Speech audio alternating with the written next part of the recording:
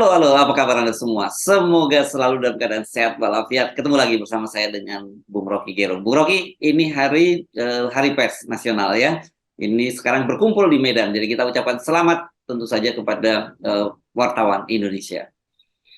Ya, saya ucapkan selamat dan yang saya ucapkan selamat adalah pada para jurnalis, bukan para industrialis. Karena pers itu ada dua, ada pers yang intinya jurnalis, isinya ada yang intinya industrialis. Itu yang sekarang jadi soal sebetulnya. Di mana kemerdekaan jurnalis kalau si industrialis bagian dari kekuasaan. Jadi dilema itu. Jadi kita kira ini hari pers sekaligus hari dilema pers itu. Ya. Dan realitasnya sekarang gini, saya melihat juga ada dua jenis ya pers di Indonesia secara umum, yang ini yang besar-besar itu, yang tadinya berangkat memang dari jurnalistik dan kemudian menjadi konglomerasi, dan kemudian yang dari konglomerasi masuk ke dunia jurnalistik. Jadi sama-sama punya kepentingan yang sama ini jadinya gitu, Bung Rocky kan? Ya, itu yang membuat kita mengerti bahwa demokrasi itu intinya kan adalah pilar keempat demokrasi adalah pers. Kalau eksekutif, yudikatif, legislatif berhenti untuk memproduksi opini publik atau mengucapkan public policy, maka pers ambil alih. Jadi suara dasar dari demokrasi adalah suara pers. Nah, yang tadi kemudian kita masuk dalam kecemasan ini. Suara publik itu disalurkan melalui jurnalis, suara kekuasaan, suara oligarki disalurkan melalui pemilih industri pers kan. Jadi itu betul, dan kita sudah percaya bahwa yang disebut jati diri pers itu ada di dalam ketajaman redaksional polisi. Bahwa kemudian ada siksa kecil-kecil, oke, tetapi tetap ketika ada gangguan atau ada godaan, ada himbauan, ada bujukan, tetap pers harus paham bahwa dia adalah pilar terakhir demokrasi, bukan sekedar pilar keempat, tapi pilar terakhir demokrasi. Dan itu yang sering dia ucapkan, tanpa pemerintah nggak ada soal, yang penting ada pers yang jujur. Ya. Dan sebenarnya kan di media itu ada yang dikenal dengan teori firewall ya, tembok api gitu ya, yang disebut itu sebenarnya berkaitan dengan bisnis sebenarnya awalnya itu ya, betul-betul policy redaksional itu, editorial policy itu tidak boleh dipengaruhi oleh bisnis. Tapi dalam hal ini saya kira juga bagian juga politik juga dan kekuasaan juga itu penting, mesti diingatkan kembali.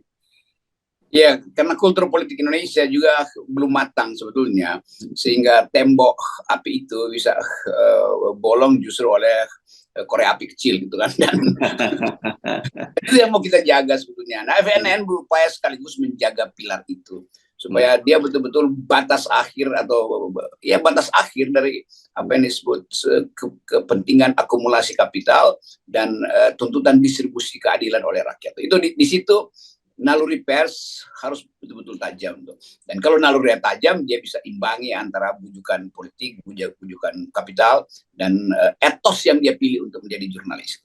Ya, dan untungnya kita sekarang mengalami situasi yang disebut sebagai media shifting ya, karena pengaruh media sosial begitu ya, Bung Rocky. Kalau kita lihat kan sekarang hampir semua orang itu tidak lagi medianya tidak mati, tapi mediumnya yang berubah, dan kemudian dengan medium yang sekarang media sosial itu menjadi flat gitu ya, tidak penguasaan informasi itu kan. Kalau dulu betul-betul ya sangat tergantung oleh media-media konvensional itu, tapi sekarang dengan adanya media sosial, orang kemudian bisa memanfaatkan itu untuk mendiseminasinya dengan berbagai informasi yang berbeda dengan media yang konvensional. Ya, itu bagusnya tunnel ini, kanal-kanal komunikasi udah makin meluas, dan sebetulnya nggak usah takut lagi bahwa akan ada monopoli opini oleh pejabat tertentu karena dia sekaligus pemilik perusahaan berita tertentu. Itu udah tidak mungkin itu dimaksimalkan itu. Tapi sekaligus kita mengingatkan bahwa kalau ada lembaga-lembaga semacam medsos tadi, tetapi kalau ide demokrasi tidak diolah, maka yang masuk ke situ juga ide yang tidak demokratis kan. Itu masalahnya. Kalau orang sedang main TikTok lalu posting sesuatu dan tidak diolah demi kepentingan kemajuan bangsa, demi kepentingan rasa keadilan, maka nggak timbul juga diskursus. Jadi tetap kita ingin ada pluralisasi peralatan media massa, tidak lagi dimonopoli oleh industri, tapi sekaligus ada ide demokrasi yang disalurkan melalui macam-macam medsos itu. Saya kira itu penting ya, karena kan ada terkenal kita garbage in, garbage out gitu ya. Ya, itu. Kalau ide otoriter yang masuk, yang keluar juga otoritarianisme gitu ya. Kalau demokrasi yang masuk, demokrasi yang keluar kan, itu kira-kira prinsipnya sama aja ya, Bung Rocky ya. Ya, itu yang kita ingin. Fasilitas itu kita pastikan bahwa yang masuk ide demokrasi, yang keluar ide demokrasi, dan mestinya bagian ini yang harus diasuh oleh KPU karena tahun politik kan. Pastikan bahwa KPU melakukan pendidikan politik sehingga anak-anak muda juga mengikuti perjalanan nilai-nilai demokrasi kita kan. Kan begitu banyak milenials yang merasa nggak macam-macam suka-suka deh, kita nggak ada urusan dengan politik. Tapi itu akan membahayakan negeri karena keputusan terakhir untuk menghasilkan keadilan itu ada di dalam urusan politik. Jadi sekali lagi ini selamat Hari Pers dan ini refleks yang akan kita bicarakan terus. Kita sambungkan itu dengan mengumpat di dalam transaksi politik hari-hari ini. Soalnya pers nggak bisa cium itu, pers punya berbagai macam alat. Cuma memang harus dicicil gitu, siapa ketemu siapa, demi apa tuh, untuk mempromosikan apa, kira-kira begitu. Nah, oke. Sekarang kita jalankan fungsi yang itu ya. Setelah kita mengucapkan selamat ulang tahun kepada komunitas pers, itu juga ulang tahun pada kita sendiri. Itu bagian Al-Kumpat mengumpat. Ini menarik ini. Kalau ke perkembangan terbaru kemarin kita lihat ada perubahan pada Ganjar Mania yang kemarin membuatkan diri si Emmanuel Ebenezer, dan kemudian ada pernyataan dari PDIP tentang ini bahwa kemungkinan kelihatannya mereka menyatakan bahwa PDI tidak ingin ada pemimpin yang lahir dari medsos begitu, dan kemudian Puan diminta untuk terus melakukan kampanye. Ini saya kira ada sesuatu yang sedang terjadi ya, Bung Rocky ya. Iya, memang kita nggak ingin pemimpin itu dinilai dari keahlian lato-lato aja kan, itu namanya laki-laki tolol tuh yang mempromosikan dirinya lewat TikTok begitu kan. Memang itu betul. Jangan ada pemimpin yang lahir dari medsos, tapi jangan juga ada pemimpin yang lahir dari baliho, kan sama aja kan sebetulnya. Jadi kita ingin ada percakapan. Jadi pers sebetulnya bisa fasilitasi percakapan itu kan. Tapi seringkali dalam percakapan itu ada yang berani, ada yang mengukur keberaniannya, ada yang memang takut bersembunyi kan. Jadi begitu banyak talk show politik yang isinya ya orang-orang itu juga, karena yang lain takut untuk bersaing kan. Kalau mau misalnya datang aja 3 presiden ini, datang ke FNN, datang ke ILC, datang ke forum talk show, bilang aja kami mau memulai tradisi pendidikan politik sekaligus mengeluk-elukkan nilai-nilai asali dari bangsa ini, yaitu memang bangsa ini suka bertengkar tapi bertengkarnya secara konseptual. Kan itu yang mesti diajukan. Jadi tim sukses dari para capres ini datangi pers, minta jadwal supaya capresnya diuji di situ tuh. Kalau lebih hebat lagi itu masuk ke kampus-kampus sebetulnya. Jadi kita sekarang ada dalam upaya untuk diseminasi ide tentang perubahan, tetapi nggak ada yang berani untuk debat tentang apa yang Anda maksud perubahan itu. Sejauh mana Anda ingin mengubah kebijakan Jokowi? Golkar misalnya nggak mungkin Golkar jadi penantang Jokowi karena Golkar berpikir rasional, ada bagian yang mesti dilanjutkan tuh. Tapi itu datang dari prinsip kemampuan teknokratik Golkar. PDIP juga nggak mungkin mengatakan kami akan batalin Jokowi tuh karena Jokowi lah kader dia apapun. Nasdem juga sebetulnya separuh hati karena tetap dia ada di kabinet. Kalau mau bilang ini koalisi perubahan ya keluar aja kan. Nah PKS mungkin lebih enak, lebih nyaman karena mereka di luar, demikian juga Demokrat. Tetapi hanya karena calon-calon ini mengincar kursi nomor 2 wapres nggak selesai juga soalnya kan. Jadi ada yang tanggung di situ, semacam apa namanya nih,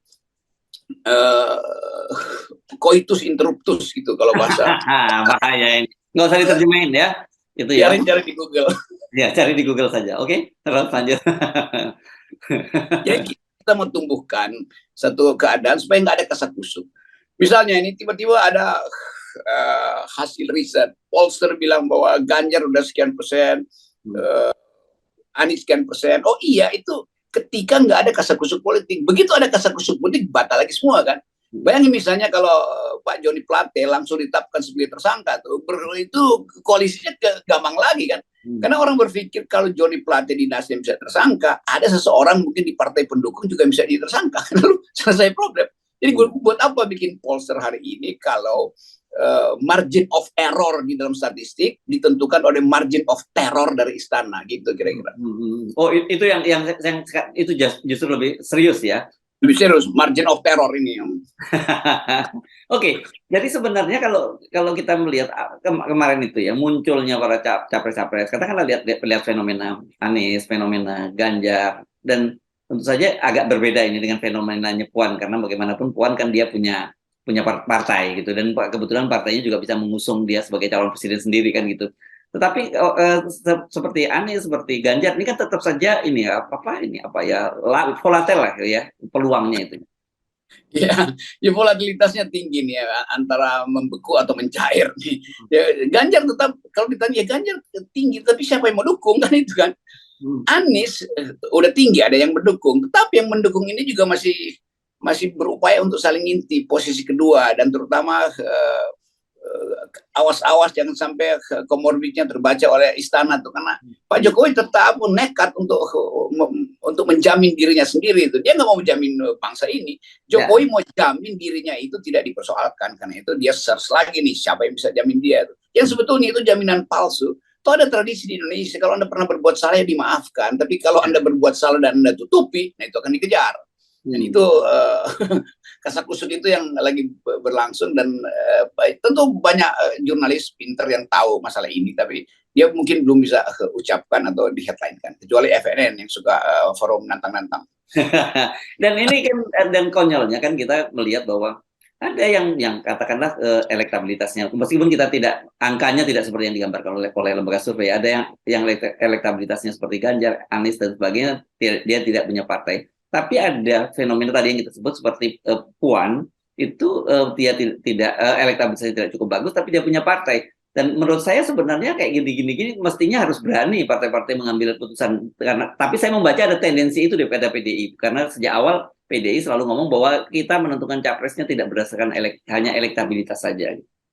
Ya tentu PDIP dengan niat dan dengan tekad menginginkan agar supaya hal yang diputuskan secara internal itu firm sampai ke bawah tuh. Tapi kelihatannya Pak Jokowi masih akan ganggu-ganggu nih Ibu Mega nih, karena khawatir bahwa Puan nggak bisa capai semacam kegembiraan untuk menyaksikan masa depan tuh, karena elektabilitasnya rendah. Kan bagi Puan, kita ingin agar Puan itu ditumbuhkan secara real, dan bahkan kita bantu Puan supaya maju. Jangan sampai PDIP ini kehilangan momentum sejarah tuh. Karena Ibu Mega tetap ada dalam usia yang matang, tapi sekaligus ada batas di mana kemampuan Ibu Mega untuk mengolah secara teknis maupun secara akademis partai itu tuh, karena soal usia tuh. Dan mudah-mudahan panjang umur Bu Mega dan kesehatan diberikan. Tetapi dalam politik kan orang nggak bisa menunggu atau menunda perubahan.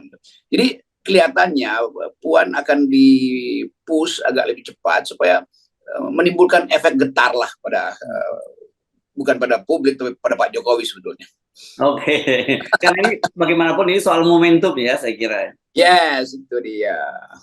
Ya, oke. Baik, Bung Rocky. Jadi ini tetap menarik karena kita melihat macam-macam ini sekarang. Pak Prabowo misalnya ketika yang sudah menyatakan maju sebagai Pak Pres, tapi ketika ditanya Cawapres pun dia menyatakan waktu beberapa hari lalu, jangankan kalian, saya aja nggak tahu siapa Cawapresnya. Kan ini jadi benar-benar uncertainty yang seperti kita sebut kemarin ya. Betul, dan tentu Pak Prabowo akan, saya pun nggak tahu, artinya tunggulah nanti Pak Jokowi mungkin akan beritahu siapa. Oh gitu ya. Kira-kira begitu maksudnya. Ya. Oke, jadi paham. Oke, terima kasih Bung Rocky. Tetap nol. Yeah, nol. Yes.